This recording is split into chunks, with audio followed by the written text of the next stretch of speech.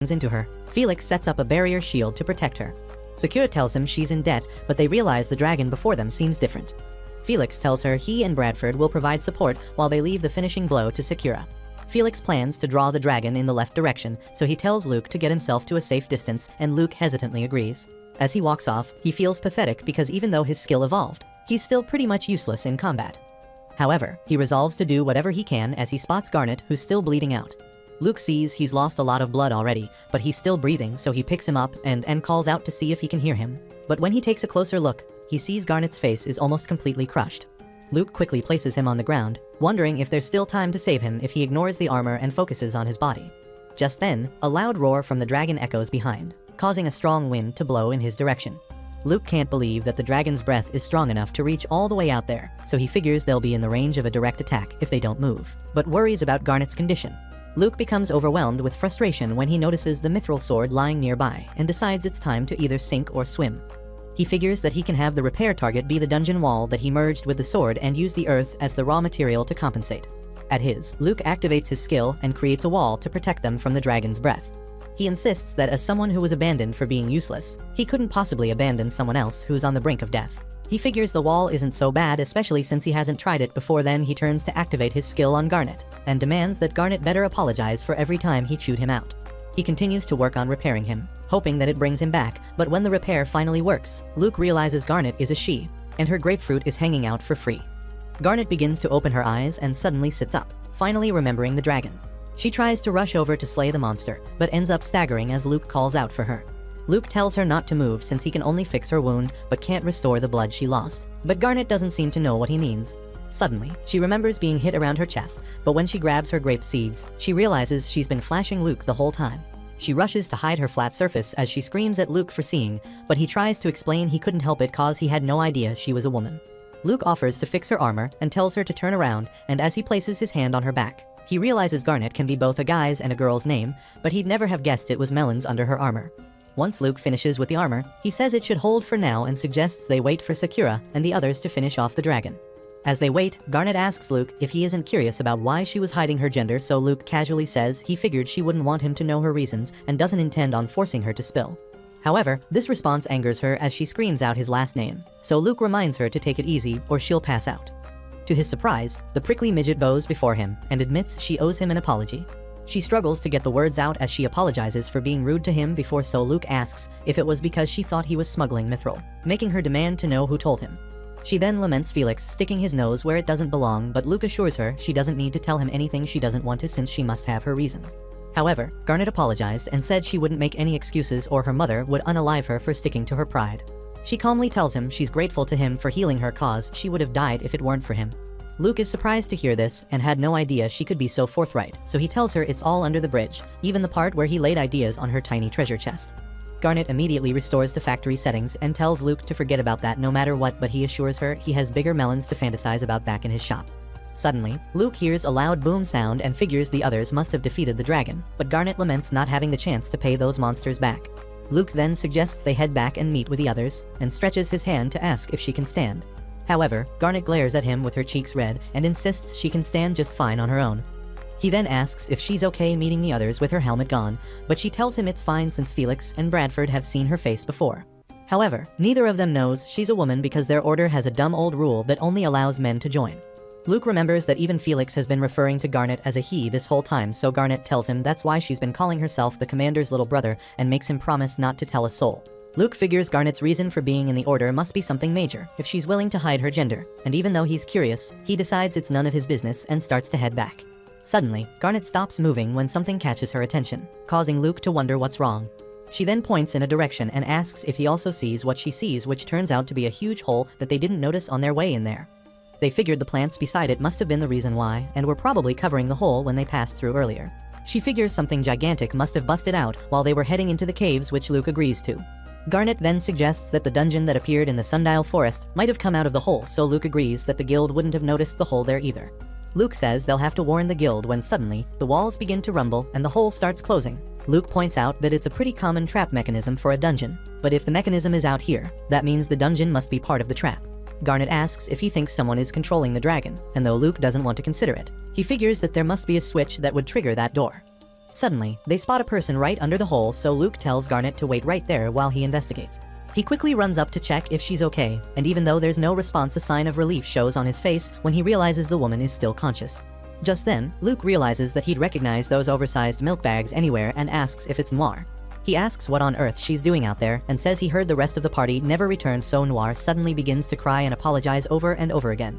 Luke tells her to calm down and asks what happened to the others, so Noir is about to tell him something about the party and dungeon when she suddenly freezes and starts trembling from fear. Suddenly, Noir hears a voice telling her to be quiet or else she wants to suffer, and she remembers when she was in a throne room with the rest of the party motionless on the floor beside her. At that, Noir slumps right in front of Luke, so he calls out for her and tells her to hang in there, but the mysterious voice tells her no one will be able to free her from her curse. Some hours later, Noir opens her eyes and finds Luke, Sakura, and Felix staring down at her, happy she's awake now. Noir asks Felix who he is, so he introduces himself as a member of the Order of Silver Wings, and Noir is shocked to hear that he's investigating the disappearance of Hero Falcon by order of the king. He asks Noir if she wouldn't mind telling him what happened to her, so she nervously tells them to look at something and begins to take off her dress. When she does, she reveals a strange marking on her back, and they wonder what on earth it is. Felix figures it might be a demonic curse mark, which is a spell demons and their ilks cast to control others. Based on the pattern, it blocks the sharing of information, which is why she couldn't talk about what happened earlier.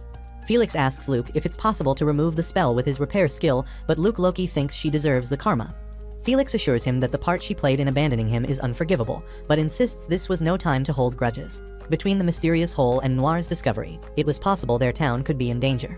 At this, Luke informs Noir that while she and the other scum of the earth left him to die, his repair skill evolved, and he's now able to heal living creatures. He asks if she understands that not only can he heal her back, but he can just easily take her apart, sending a shiver down her spine. Sakura tries to call out to Luke, but Felix stops her from interfering. When Noir doesn't object, Luke tells her to brace herself and places his hand on her back to activate his skill. Immediately, the mark on her back begins to peel off and attach to Luke's hand. Luke realizes that it's no ordinary curse and is actually alive. Sakura asks what the disgusting creature is, so Felix explains that it's a mimic that usually waits for its prey disguised as treasure chests or dungeon rooms, but he's never seen one mimic a curse mark. Luke realizes the mimic is trying to sap his magic, but he doesn't intend to let it eat him that easily and activates his skill. He uses it to repair his right arm while he decomposes the mimic. It takes intense focus and all the magic he has, but he's finally able to reduce the mimic to a clump of goo which he squeezes out of his hands. After this, Luke informs everyone that the curse mark is gone, while Sakura and Felix remind themselves never to get distracted by anything shiny in a dungeon again. At this, Luke tells Noir to tell them everything she knows without leaving a single part out, as it seems danger is lurking close to their town. At this, she explains that after they abandoned Luke, they headed to the deepest part of the dungeon where Falcon used the secret password to gain entrance. Then, a door slowly opened and Noir was instructed to check the room out with her magic, so she conjured up a bird to investigate. Inside, they found an impossibly large cavern, and on the outskirts were great mines with dwarves enslaved by dark elves, while the inner lands were barren and home to dragons. At the time, Noir noticed a small town halfway across and informed the team that they would find the old man they sought there. This mission was because 2 months earlier, the dwarf's chief appealed to the king for aid, so the king sent Falcon on a reconnaissance mission, but they had to remain undetected by the dark elves. Suddenly, Julia noticed a large door and wondered what was up with it, since it couldn't possibly be for humans with how large it looked. Luke arrogantly assumed the password might work for this door as well and tried to open it, but it seemed pointless as nothing happened, and they decided to carry on. The next day, they finally reached the town and discovered only dwarves living there. Noir cast an invisibility spell on the party, and they kept moving on carefully and quietly. Eventually, they found the old man who welcomed them and said they'd long been awaiting him. The man informed them that the dark elves came out of nowhere and enslaved his people, but Falcon told him he already knew that. He figured they needed them to defeat the evil overlord, which he thought would be a piece of cake. Even Noir was shocked to hear this because their mission was only to survey the area, but the old man praised him for being brave. When Blanc noticed the expression on Noir's face, she asked what was wrong, but Noir brushed it aside and said it was nothing. In reality, she had a terrible feeling about what was to come as the elf offered to show them the way to the Dark King. That night, while Noir and the others were supposed to be getting some rest, Julia was getting the farm between her legs plowed roughly, making her scream Falcon's name in excitement. The idiots had apparently been together since before the party was formed, but the audacity to be bumping bellies this close to enemy quarters was astounding. Noir lamented how arrogant their hero was, which made her remember how Luke felt toward Falcon's massive ego, causing her to feel bad. Blanc moves closer and asks Noir if she likes listening to Nadia SMR, but Noir says she was actually lost in thought and wonders what Julia sees in him since he's a pompous jerk. Blanc suggests Falcon at least has talent, which is better than Luke, the worthless loser. However, when she catches Noir clenching her fists, she suspects something's up and goes to meet her. She then hugs Noir and tells her not to worry about Luke, so Noir agrees not to think about it just to appease her sister. The next morning, the party arrives at the entrance the old man described and plans to find the evil overlord and send him back to the underworld. Suddenly, a golem shows up to stop them, so Falcon leaps forward to stop it, but is suddenly surrounded by numerous guards. Blanc and Noir wonder what's going on since the old man assured them the entrance was lightly guarded, but it would seem he was lying. It was a one-sided battle from the start, and every victory just brought more soldiers to attack them. The fighting became increasingly violent, and Falcon had to keep repairing his swords when they got chipped. When Noir watched him, she remembered Luke always added material when repairing a sword as it would weaken without it, so Noir continued to get a bad feeling. After making it past the guards, they found the staircase to the throne room. When they arrived inside, Falcon arrogantly told the king it was time to meet his destroyers, but the king calmly asked if that was so. He introduced himself as the Dark King, Gandalf, and was shocked that such a small force could penetrate his fortress, which meant he'd need to revise his defenses later. Falcon began swearing as he told the elf to shut up while they stuck it to him. Gandalf called Falcon a vulgar potty mouth, and as he summoned a magic circle, he insisted that if that was what Falcon wanted, he'd leave him no choice. At that moment, Gandalf released a powerful energy beam toward the heroes, but Noir countered with a magic barrier of her own, saving the group as the blast couldn't get past it. Gandalf looked on with pleasant surprise and suggested he might actually have fun with them, but Falcon cheekily told him to enjoy it while it lasted, since playtime would soon be over. Just then, one of Gandalf's men named Norsley stepped forward with his sword to take over. Falcon insisted he didn't have time for a small fry like him, but when he struck his blade against the elf, it snapped like a toothpick. Falcon cries out for his sword, so the elf knight laughs his face off at the fool and tells him to prepare to die as he charges forward with his sword. However, Julia steps in front of Falcon and unfortunately, her large melons aren't able to stop the sword from piercing through her, so she tells Falcon to use her sword instead. The elf knight laughed at how noble she was and told Falcon he would even give him time to grab the sword. However, despite Falcon's fury, the battle quickly worsened. Moments later, Gandalf had Falcon by the neck while Julia and Blanc lay motionless on the floor. As the entire party lay around like trash, Gandalf wondered how they managed to cut through the golems like ribbons, but were unable to defeat Norsley. Upon hearing this, Norsley grabs Falcon's crumbled sword, and when he appraises it, he explains that the sword seemed to have suffered significant damage while fighting their troops. Falcon starts to get up slowly as Norsley announces that their battle was probably the straw that broke the camel's back. Immediately, Falcon starts yapping that loudmouth of his, demanding to know if he lost because he was too low level. He begins to wonder if he would have won the fight if Luke was actually still with them, but refuses to accept such a blasphemous insinuation. Meanwhile, as Noir lay on the ground, awaiting her fate, Gandalf approached her and stretched out his hands to leave the others a warning. During the process, Noir continued to scream in pain, causing Gandalf to warn her to shut it or else she'd suffer. After placing the curse on her back, Noir was locked up along with Julia and Blanc. Even though the guards gave them food and allowed them to wander freely in their cells, they couldn't escape the dreads that filled their hearts. First, they took Julia, and even though she acted like her foolish boyfriend and demanded to know where Falcon was kept, they gave her the silent treatment and took her away. Just when Blanc and Noir had grown used to being alone in the cell, they came for Blanc, who cried and cried, but couldn't do anything to stop them. Neither Blanc nor Julia ever returned, and eventually one day, they came for Noir too. As they escorted her out of the cell, she was sure that like the others, she would never see that cell again. She was so weak with fear that her legs gave out, and she ended up falling to the floor. As her captors demanded she get off the floor, the entire prison began to shake, causing immediate panic. They ran off to investigate the cause of the quake, completely forgetting about Noir, who was still out of her cell.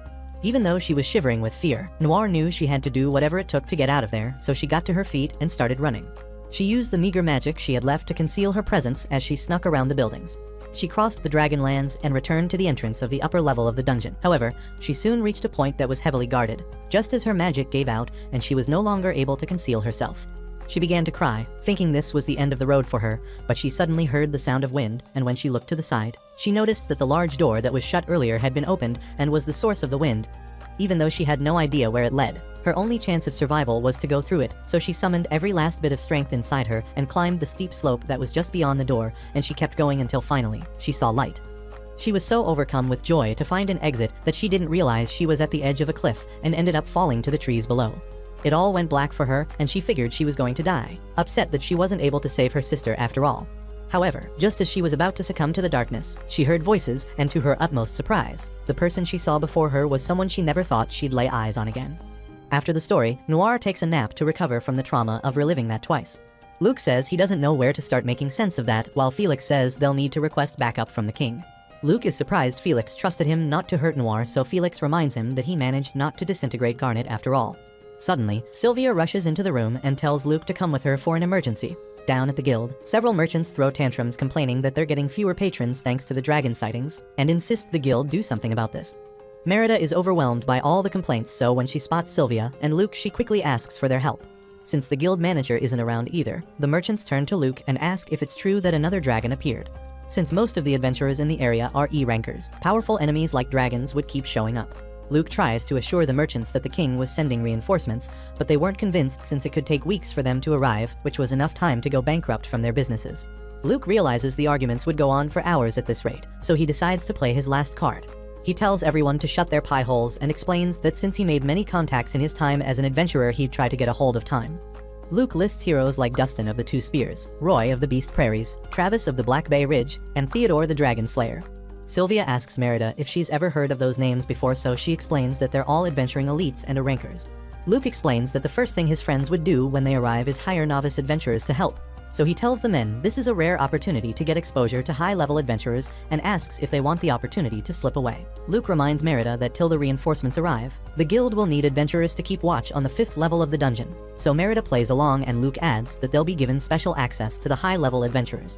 Immediately, the men gather around to sign up for the mission with Merida, while Luke heaves a sigh of relief. After, Sylvia hands Luke a glass of water and says she's never seen him look so down. Luke explains that he didn't want to rely on his old contacts, as they'd have gotten ahead in life, and probably see him as a headache. Sylvia immediately tells Luke that even if he used to be as useless and annoying as gum stuck on the bottom of a shoe, they still need him now. She encourages him to feel proud enough to boast to his friends, as he's done a great deal for their town, and he's loved. Luke agrees but can't help but feel like he can't move on without shaking off his past, but he also can't say goodbye to adventuring entirely. At this, Sylvia explains that many people come to their town feeling burdened and end up living with a little spring in their step. This is because when you can't move forward, it's important to stand still. If you do, you might see things from a different perspective, and the answers might even find you. Luke thanks Sylvia for the advice, saying her smile makes everything better when he suddenly hears his name. The merchants rally around Luke, thanking him for helping them with business, while the adventurers ask him for stories about the rankers. Luke then realizes that this is no time for him to brood. Instead, he needs to do his best to help the people of the town. How will Luke use his new powers to confront the evil Elf King? To find out, comment, E-rankers aren't so bad.